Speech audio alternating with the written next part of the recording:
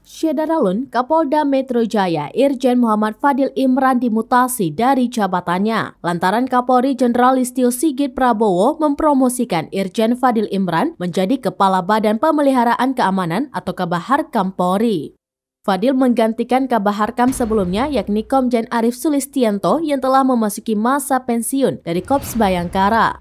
Penunjukan Fadil ini tertuang dalam surat telegram Kapolri nomor ST-713-3-Cap-2023 tertanggal 27 Maret 2023.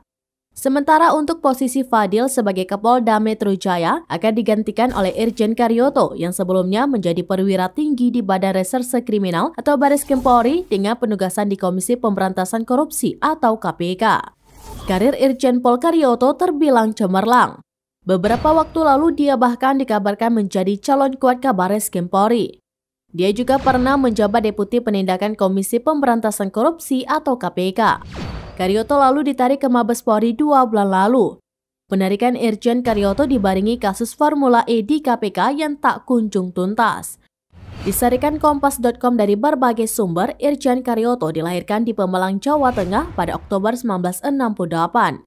Dia tercatat sebagai lulusan Akpol 1990 yang berpengalaman dalam bidang reserse dengan ditandai penugasan sebelumnya pada tahun 2008 sebagai perwira menengah di Bareskrim. Mentas dari Bareskrim, perjalanan karir Karyoto pun dimulai sejak tahun 2008 dengan menjadi Kapolres Ketapang.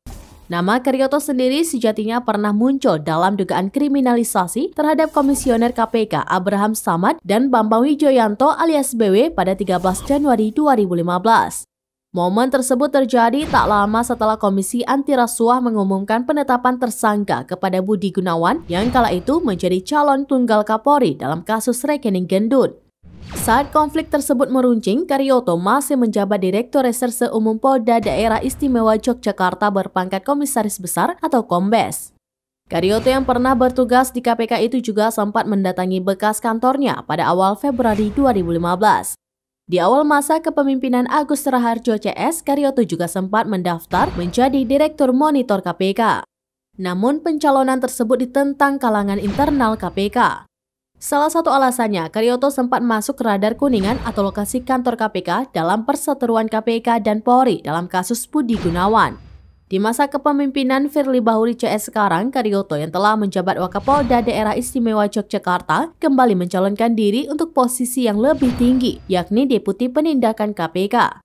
Posisi tersebut cenderung strategis karena akan membawakan seluruh aspek penindakan Komisi Anti Korupsi.